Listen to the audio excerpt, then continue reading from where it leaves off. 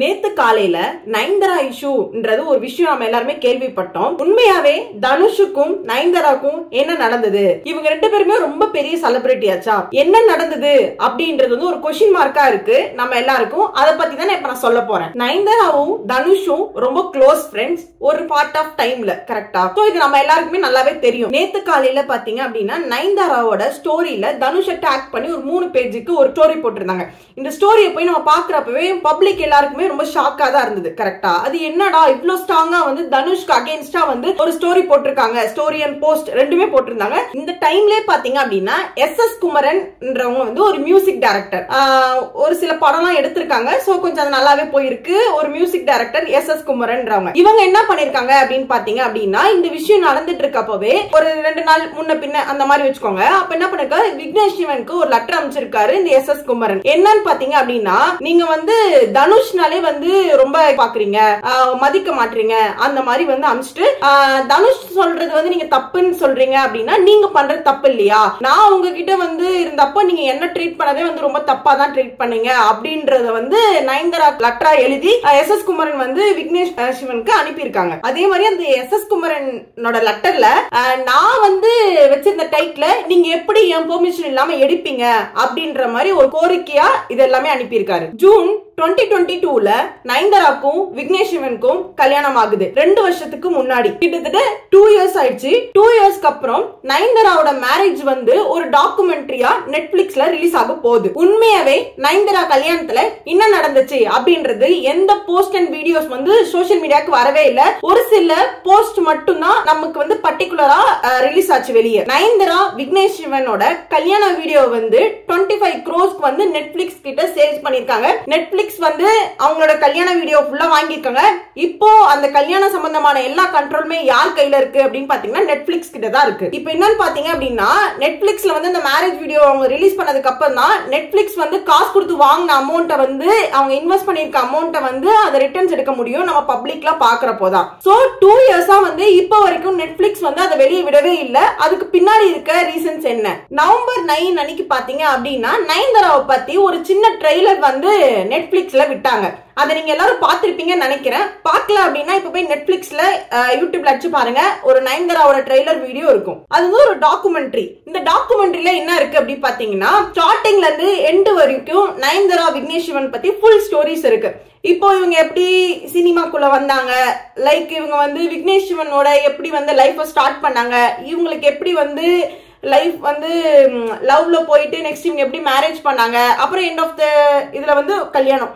So அந்த மாதிரி ஒரு பார்ட் எல்லாம் சேர்ந்தது தான் இந்த டாக்குமெண்ட்ரி மூவி. விக்னேஷ் சிவனும் நயன்தாராவும் லவ் பண்ணது எந்த இடத்துல பாத்தீங்க அப்படின்னா நானும் ரவுடி தான். இது எல்லாருமே உங்க எல்லாருக்குமே தெரிஞ்சிருக்கும். இது வந்து ஒரு 9 இயர்ஸ்க்கு முன்னாடி வந்த ஒரு படம். நானும் ரவுடி தான் படம் யாருது பாத்தீங்க அப்படின்னா தனுஷோட ப்ரொடக்ஷன். இந்த நயன்தாரா ட்ரைலர்லயே 3 செகண்ட்க்கு அந்த நானும் ரவுடி தான் படத்துல எடுத்த ஃபுட்டேஜ் வீடியோ இதுல இருக்கும். நயன்தாரா விக்னேஷ் சிவன் ரிலேஷன்ஷிப்ல இருக்க ஸ்டார்ட் பண்ணதே அந்த நானும் ரவுடி தான் என்ற படத்துல தான். சோ அவங்க அதுல இருந்து மெமரபிளா ஒரு பார்ட் எடுத்து வந்து படத்துலயும் ஆட் பண்ணிருக்காங்க. பிளஸ் வந்து அந்த ட்ரைலர்லயும் 3 செகண்ட்க்கு ஒரு வீடியோ வந்துட்டு இருக்கு. இத பார்த்து தான் தனுஷ் வந்து ஏன் பெர்மிஷன் இல்லாம என்னோட ப்ரொடக்ஷன்ல இருந்து நீ வீடியோ எடுத்து போட்டிருக்க அப்படின்ட்டு தனுஷோட ப்ரொடக்ஷன் கம்பெனி பேர் வந்து ஒண்டர் பார். இந்த ஒண்டர் பார்ல இருந்து நயன்தாரா விக்னேஷ் சிவனுக்கு ஒரு நோட்டீஸ் அனுப்புறாங்க. அந்த நோட்டீஸ் வந்து நம்ம எல்லாருக்கும் பப்ளிக்ல வரல. சோ நயன்தாரா வந்து அதுக்கு ரிட்டர்ன் நோட்டீஸ் போடுறது தான் நம்ம எல்லாருக்குமே பப்ளிக்ல தெரிய வந்திருக்கு. இப்போ தனுஷ் என்ன யோசிக்கிறாங்க அப்படின்னா 3 செகண்ட்க்கு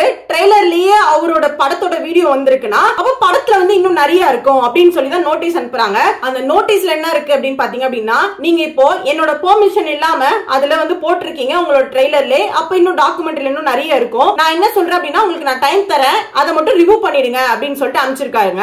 நீங்க இன்கேஸ் வந்து அதை ரிமூவ் பண்ணல அப்படின்னா நெட்ஃபிளிக்ஸ் விக்னேஷ் சிவன் நயன்தாரா 3 பேரும் சேர்ந்து எனக்கு 10 கோடி நஷ்டேட் கொடுங்க அப்படின்னு சொல்லி அந்த லெட்டர்ல கேட்டு அனுப்பிச்சிருக்காரு. அதுக்கு நயன்தாரா என்ன சொல்றாங்க அப்படின்னா 2 வருஷமா உங்ககிட்ட வந்து சைன் வாங்குறதுக்காக வெயிட் பண்ணிட்டு இருந்தோம், நீங்க இப்ப வரைக்கும் சைன் பண்ணி தரல, நாங்க வந்து வளரக்கூடாதுன்னு நினைக்கிறீங்க, யாராவது சந்தோஷமா இருந்தா சந்தோஷமா இருக்க கூடாதுன்னு நினைக்கிறீங்க அப்படின்னு சொல்லி நயன்தாரா வந்து தனுஷ் காமிச்சிருக்காங்க. இதுக்கு நயன்தாராவோட ரிப்ளை பாத்தீங்க அப்படின்னா இந்த செட்ல தான் நாங்க 2 பேரும் லவ் பண்ணோம், நீங்க வந்து இதுக்கு பெர்மிஷன் கொடுக்காம இருக்கிறது வந்து ரொம்பவே ஒரு ஒஸ்டா, நிறைய ப்ரொடியூசர் கேட்ட உடனே சைன் பண்ணி கொடுத்தாங்க, நீங்க மட்டும் தான் இந்த மாதிரி ஒஸ்டா பிஹேவ் பண்ணிட்டு இருக்கீங்கன்னு சொல்லிட்டு தனுஷ்க்கு லெட்டர்ல இருக்கு. நயன்தாரா வந்து அந்த லெட்டர்ல தனுஷ்க்கு மென்ஷன் பண்ணிருக்காங்க சொல்லிருக்காங்க, உனக்கு நான் ஒரு ஜெர்மன் வேர்ட் நியூவா சொல்லி தரேன் அப்படின்னு சொல்லிட்டு ஷாய்டன் ப்ரோய்டர் அப்படின்ற ஒரு வேர்டை வந்து தனுஷ்க்கு அந்த லெட்டர்ல மென்ஷன் பண்ணி அனுப்பிச்சிருக்காங்க. இதுக்கு ஏன் இதை மென்ஷன் பண்ணி அனுப்பிச்சிருக்காங்க அப்படின்னு பாத்தீங்க அப்படின்னா, தனுஷோட ப்ரொடக்ஷன் கம்பெனி பேரு பாத்தீங்க அப்படின்னா ஒண்டர் பார் அப்படின்னு சொல்றோம்ல, இந்த ஒண்டர் பார் வந்து ஒரு ஜெர்மன் வேர்ட் தான். இது எப்படி வச்சாங்க அப்படின்னு பாத்தீங்க அப்படின்னா, இது ஒரு படத்துல இருந்து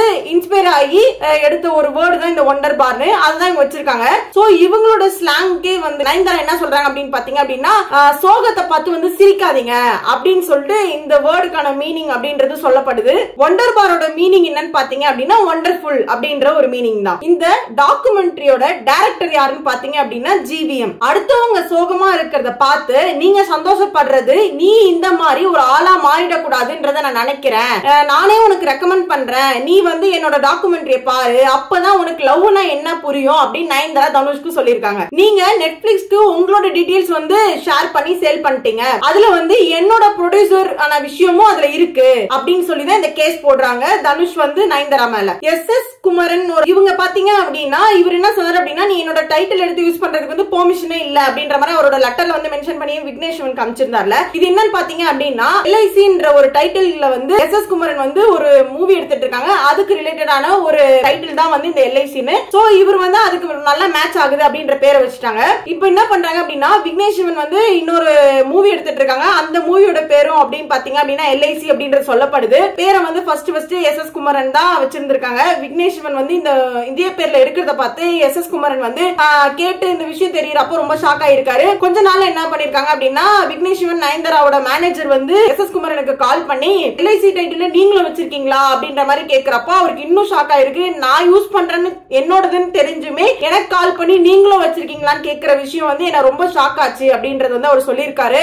அது மட்டும் இல்லாம அப்ப என்ன பண்ணிருக்காங்க, நயன்தாரா விக்னேஷ் சிவன் வந்து எல்ஐசின்ற டைட்டில் வந்து வாங்கலான்னு பாக்குறப்போ இவர் வந்து இல்ல, அது வந்து என்னோட கான்செப்ட் வந்து ரொம்ப ரிலேட் ஆகுது, நான் தரமாட்டேன் அப்படின்னு சொன்னதுனால இவங்களும் சரி ஓகே விட்டாங்க. இவர் வந்து பெர்மிஷனே தரல அப்படின்னாலும் விக்னேஷ் சிவன் வந்து அந்த எல்ஐசின்ற படத்துக்கு வந்து பூஜை போட்டு ஸ்டார்ட் பண்ணிருக்காங்க. தனுஷ் மாதிரி பெரிய ஆளுக்குலாம் 2 வருஷம் வெயிட் பண்றீங்க, என்ன மாதிரி சின்ன சின்ன ஆளுங்களுக்கு வந்து நீங்க வெயிட் பண்ண மாட்டீங்க அப்படின்றது சொல்லியிருக்காரு. அந்த பெர்மிஷன் இல்லாம யூஸ் கூட பண்ணிப்பீங்க அப்படின்றது சொல்லப்படுது அந்த லெட்டர்ல. நயன்தாரா அனுப்பிச்ச லெட்டருக்கு இப்போ வரைக்கும் தனுஷ் சைட்ல இருந்து எந்த ரெஸ்பான்ஸும் வரல அப்படின்றது வந்து நம்ம சோஷியல் மீடியால தெரியுது. நானும் இல்ல நம்மளோ வந்து சினிஃபில் பேக்ரவுண்ட்ல இல்லாதனால நமக்கு ரியலாவே அங்க என்ன நடந்துச்சு அப்படின்றது தெரியாது. நம்ம சும்மா 4 விஷயம் பாக்குறப்போ அதுல இருந்து ரிசர்ச் பண்ணி எடுத்தது தான் நான் இப்போ உங்களுக்கு சொல்லியிருக்கேன். இப்போ எனக்கு 2 பக்கத்துல யார் பக்கம் சப்போர்ட் பண்றது அப்படின்னு தெரியல. உங்களுக்கு வந்து யார் பக்கம் நியாயம் இருக்கு அப்படின்னு தெரிஞ்சதுன்னா சொல்லுங்க. இன்னொரு விஷயம் என்ன சொல்லிருக்காங்க நயன்தாரா அப்படின்னு பாத்தீங்க அப்படின்னா, நீ வந்து இந்த விஷயத்தை வந்து கோர்ட்ல கூட வந்து ப்ரூவ் பண்ணலாம், ஆனா மேல இருக்க கடவுளுக்கு வந்து நீ ப்ரூவ் பண்ண முடியாது, இது வந்து நீ பண்றது கரெக்ட் அப்படின்றத வந்து அந்த லெட்டர்ல மென்ஷன் பண்ணிருக்காங்க.